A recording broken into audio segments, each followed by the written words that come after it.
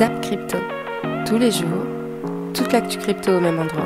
Et pour me soutenir, abonne-toi et active la cloche pour ne pas manquer le prochain Zap Crypto. Bonsoir la cryptosphère. Comme d'habitude, on se retrouve avec le Crypto Fear and Greed. Et sans surprise, on s'enfonce un peu plus. Aujourd'hui à 8, dans l'extrême peur, le social index toujours bloqué à fond sur Up et le market order flow actuellement dans les neutrales. Je vous souhaite une excellente vidéo. C'était Zap Crypto.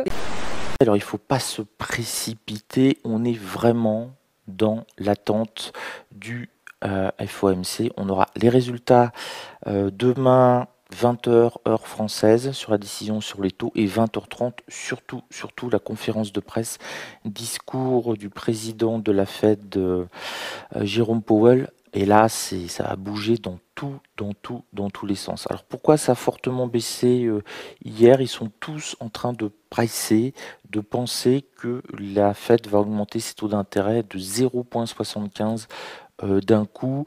On a Goldman Sachs, par exemple, qui a annoncé lundi soir tabler, je cite, désormais sur des hausses de taux de 75 points de base, donc mercredi, donc 0,75. Le marché revient sur l'XATH. Tout le monde se pose la question, les fameux 20 000 $, faut-il les acheter? C'était le prix dont tout le monde parlait depuis décembre 2020, tous ceux qui ont manqué la hausse, et même le rebond ensuite à 69 000 $, l'attendaient. Et maintenant, on y revoilà à 20 000 $. Patience, patience. Vous savez, il y a deux façons de se reprendre. Un V-bottom, une reprise impulsive, n'y crois pas. Quelle en serait la raison? Ah, une surprise peut-être fondamentale. Du jour au lendemain, un accord de paix entre la Russie et l'Ukraine. Et encore, il y a d'autres problèmes de fond. Je me souviens, après les 85% de baisse, rappelez-vous, en décembre 2017, à 20 000 $ pour la première fois porté par une bulle spéculative d'investisseurs particuliers, 20 000 $, et ensuite 85% de baisse, retour à 3 000. Le marché a mis 7 mois d'une phase latérale sur les 3 000 $, un renversement haussier, une sorte de running bottom, et il me semble c'était le 2 ou 3 avril 2019, un dépassement de la résistance à 4 200 $ et un bull market. J'ai le sentiment, et encore une fois, cela reste subjectif, car l'ego doit être enterré, qu'il faudra une phase de stabilisation latérale, une pattern. Alors, où se fera-t-elle? 20 000, 15 000, 12, 10, 3 000 pour certains, 0 pour d'autres? Je ne sais pas. Patience donc. Alors, allez. Ensuite, le RSI mensuel, franchement, parfait. Si vous avez un indicateur à regarder à long terme, c'est vraiment le RSI. Le RSI est très très pertinent, surtout sur de grosses time frames comme le mensuel. Le mensuel, hyper important sur le RSI. Et il n'y a qu'à voir en fait juste dans le passé, hein, tout simplement. Vas-y, si on prend le RSI depuis 2011, vous pouvez voir qu'à chaque fois, on fait un top au niveau, voilà, double top, un top ici, un deuxième top là, au-delà des 90, 95. On refait un double top ici en 2007. Du coup, pour ce bull run-là, on attendait la même chose, c'est-à-dire on attendait une sorte de double top dans le style, mais ça n'a pas été le cas. On a juste fait un top, puis après on a craché, mais on a quand même fait un top au-dessus, au-delà des 90 de RSI, comme on l'avait fait 2 fois précédemment en 2014 et 2017. Ce qui est intéressant, très intéressant de la baisse, c'est que, rappelez-vous, j'avais tracé ce rectangle violet, qui est la zone de rechargement long terme sur le Bitcoin en mensuel. Et au niveau du RSI, vous voyez, on est venu une fois dedans en 2015, en le bear market, donc vraiment le point bas du marché de 2015, on s'était tapé à moins 84% environ, et on était allé chercher la zone de RSI ici vers les environ 44-43. On a refait la même chose en 2018, vous voyez, on a refait un bottom ici, après pareil à moins 82, moins 83%, environ au même endroit vers les 42-43 de RSI.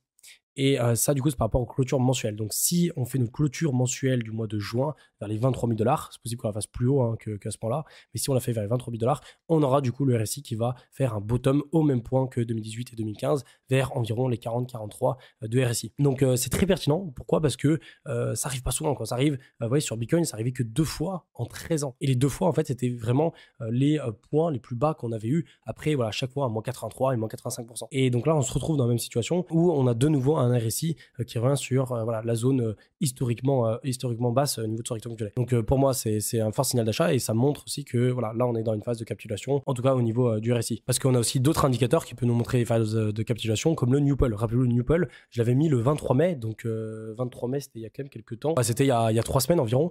Et du coup, le 23 mai, qu'est-ce qu'on avait eu? Je vous avais mis que le Newpol n'était pas encore dans la phase de capitulation. Vous voyez, il était encore dans l'orange. Et qu'est-ce que ça donne maintenant? Et bien, ça ferait pareil. Vous voyez, toujours dans la phase orange, malgré la petite chute qu'on a fait là hier.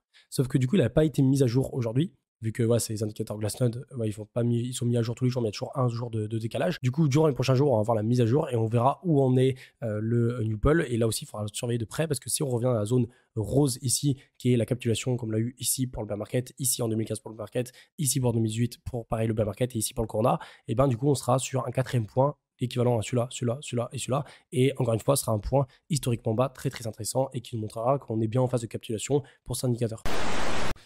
À l'instant T, alors est-ce qu'on a un bottom ici? Techniquement, non, il n'y a pas de signe de bottom. Pour l'instant, ça malheureusement, ce n'est qu'un simple rebond. Je ne peux pas vous dire oui, ça y est, on a bottom. On est sur une localisation de bottom, c'est ce qu'il faut comprendre.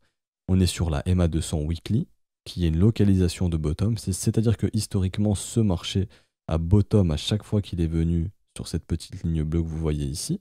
Donc c'est ce qui en fait que statistiquement, c'est quand même une localisation intéressante pour acheter du Bitcoin.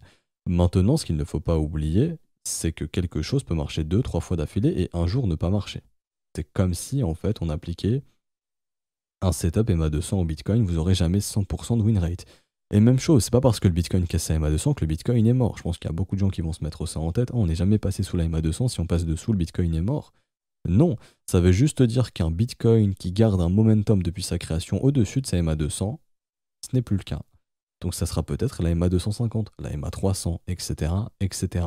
Mais c'est juste une information de momentum. Le Bitcoin, depuis sa création, a réussi à rester au-dessus tout le temps ou à bottom au contact de la MA200. Donc le Bitcoin avait un momentum qui était propulsé par la MA200.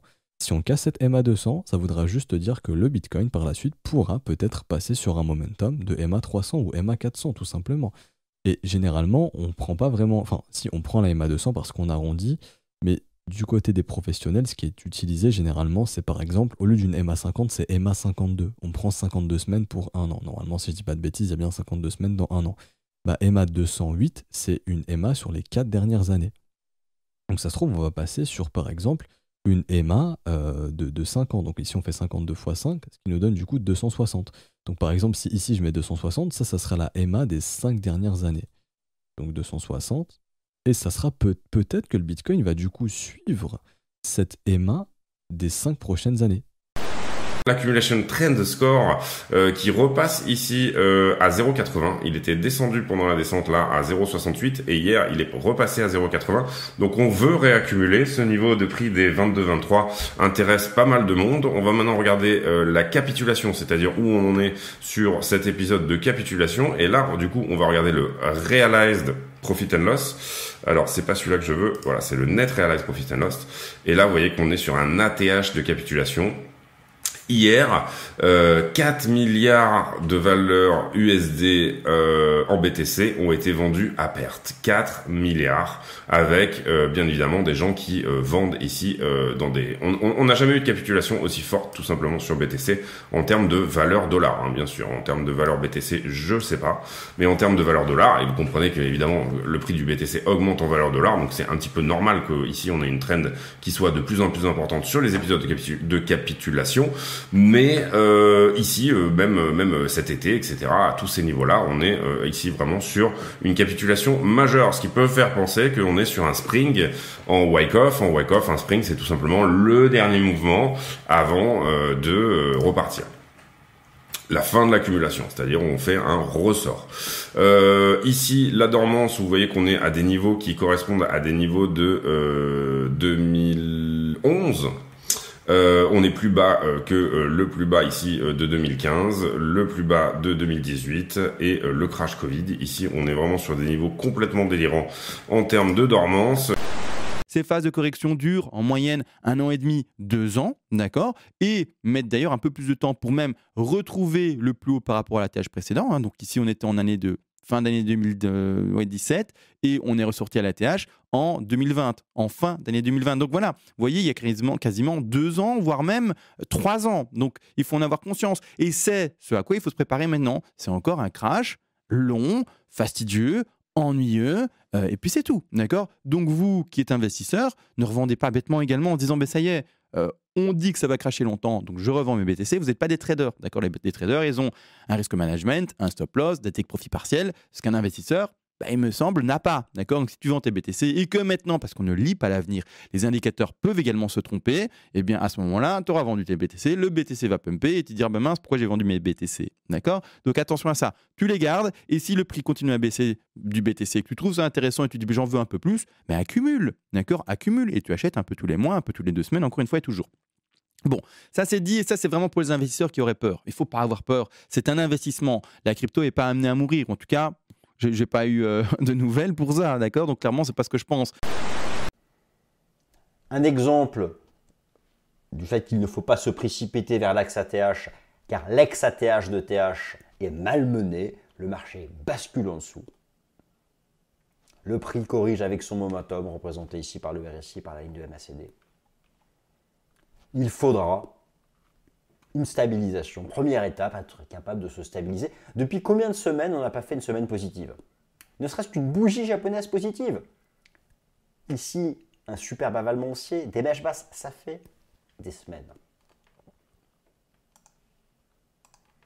Alors patience. Et on peut également mettre ça en perspective avec les déclarations d'un autre internaute, à savoir Credible Crypto, qui quant à lui en fait souligne le fait qu'on n'est pas dans une période en fait où des personnes seraient débarrassées ou auraient redistribué les bitcoins depuis le gros pic des 65 000 $, mais au contraire, on voit beaucoup plus d'accumulation. En fait, en d'autres termes, la smart money, notamment donc les institutionnels, sont contrairement à ce qu'on pourrait penser en train d'accumuler de plus en plus de bitcoins. Et comme je vous en parlais il y a un instant, le monde entier a les yeux rivés vers la Fed. Et les marchés financiers s'attendent en fait à une grosse hausse notamment du taux d'intérêt. Mais selon l'analyste donc Michael Van de Poppe, cette hausse elle est beaucoup trop surestimée et donc elle sera beaucoup plus basse que prévu et elle pourrait relancer le cours de la crypto à la hausse. Et Celsius n'a pas été le seul acteur à stopper les retraits car on a également Binance qui a interrompu les retraites de BTC pendant environ 3 heures. A savoir que seuls les retraits via le réseau Bitcoin étaient mis en pause car il était par exemple possible de retirer via les réseaux ERC20. Et d'après les explications de Changpeng Zhao, le PDG de Binance, les retraits auraient été interrompus suite à une transaction bloquée à cause de faibles frais de transaction. Et inutile de vous dire que, entre la chute des marchés et l'arrêt des transferts de Celsius, cette information qui aurait été limite anecdotique en temps normal n'a fait que rajouter de l'huile sur le feu et encore plus rajouter à la peur et à l'incertitude des investisseurs. Vous connaissez maintenant par cœur l'affaire Terra et son stablecoin algorithmique l'UST. Eh bien, vous n'êtes pas au bout de vos surprises avec la blockchain Tron et son stablecoin algorithmique l'USDD. Pour faire très simple, il fonctionne quasiment, si ce n'est complètement de la même manière, c'est-à-dire avec des rendements boostés sur un protocole à hauteur de 23%, avec une réserve de sécurité, avec un algorithme qui calcule son prix, et puis avec aussi un système d'arbitrage couplé au coin TRX. Et donc la semaine dernière, suite au déboire de l'écosystème Terra, et puis pour éviter que des événements similaires se reproduisent pour eux, Tron a annoncé une nouvelle politique qui consiste en surcollatéraliser le stablecoin algorithmique USDD à hauteur de 130% minimum. Pour que vous compreniez un petit peu mieux, l'USDD est actuellement capitalisé environ 600 millions de dollars et la réserve de sécurité qui l'assure est à hauteur de 1,3 milliard de dollars, donc un ratio d'un peu plus de 200%. Alors bien sûr, je me permets de faire une parenthèse, mais cette actualité, bien qu'elle puisse paraître très positive, ne permet pas de nous dire aujourd'hui ou de penser que l'USDD ne vivra pas le même scénario que l'UST et ne devrait en aucun cas constituer une raison qui vous pousserait à investir dans ce stablecoin. C'est extrêmement risqué, d'autant plus dans un contexte de bear market. Et toi, pour qu'un BTC il aille à zéro, c'est quoi l'idée? Ce serait plutôt un problème de tech ou un problème de réglementation d'État, ou tu vois un truc qui ferait que... Ah, là tu veux vraiment faire fiction, supposition, pour que le Bitcoin aille à zéro? Non, je sais pas, tu vois, si... Ouais. Qu'est-ce qui ferait que BTC s'arrête, tu vois? Une guerre mondiale. Qu'est-ce qui fait que BTC irait à zéro? Une guerre mondiale. Le conflit ukrainien déborde et on se dirige vers un conflit mondial. Donc une sorte de... Même pas début, mais vraiment la guerre mondiale qui commence. Donc tu peux être sûr que toute l'économie t'en berne. Le marché primaire est complètement dévasté. Et marché crypto, je pense que là, les institutionnels, et c'est comme c'est le marché le plus volatile, vont même plus y prêter attention. Et il faudrait en plus quelque chose avec la guerre mondiale pour que ça soit arrêté. Donc je pense les connexions Internet ou le réseau Internet mondial qui est totalement perturbé et à ce niveau-là, plus de communication possible. Donc les mineurs qui sont en PLS parce qu'ils ne peuvent plus miner et ne peuvent plus protéger le réseau. Les gens qui n'ont plus accès à Internet. S'ils n'ont plus accès à Internet, ils n'ont plus accès à leur wallet. Bah là, c'est mort. C'est fini. Donc, Et une déclaration de la LUC. Ah oui, et bien évidemment, très important. Les summums. Une déclaration de la LUC qui vient ponctuer tout ça, qui dit « Je vous l'avais dit, les cryptos, c'est de la merde !» Voilà, là, je peux te dire que le Bitcoin est à 0. Ok, donc là, on sera à 0. Ça marche. Merci pour ces petites précisions. Non, mais tu vois, le truc, c'est que même là, le Bitcoin ne serait pas à 0. C'est juste que, bon, bah, on n'a plus accès à rien, donc plus d'échanges possibles. Donc les prix sont figés. Il n'y a plus d'échanges, les exchanges ne fonctionnent plus. Mais t'es pas à l'abri qu'à un redémarrage, cette économie reprenne. Mais c'est marrant d'imaginer un petit peu comme ça les cas de figure. Ouais. On passe directement sur Cryptos au niveau des news. Un Nexo qui propose de racheter des actifs. Eux, ils en profitent de Celsius alors que cette dernière se trouve en difficulté. Celsius se casse la gueule. Ouais, je vais pas vous refaire le topo, mais en tout cas, c'est la merde pour eux. Et qu'est-ce que fait Nexo derrière? Nexo qui est le concurrent direct de Celsius. Ils viennent proposer de racheter des parts des actifs de Celsius, voilà, pour en profiter et bien leur taper dessus.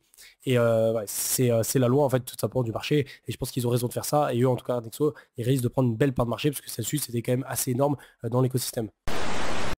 Et vous voyez ici, selon le CDE, il faut 6 générations pour qu'une famille pauvre atteigne le revenu moyen. Il faudrait en France 180 années pour qu'un descendant de famille pauvre atteigne le revenu moyen selon l'OCDE. Et l'ascenseur social est en panne dans de nombreux autres pays industrialisés. Donc vous voyez que ça ne concerne pas que les États-Unis, ça concerne l'Europe, ça concerne de nombreux autres pays. Alors, ce zap t'a plu ? Dis-moi en commentaire quelle est l'actu qui t'a le plus intéressé. Et si tu as manqué les actus d'hier, retrouve juste ici le Zap Crypto de la veille.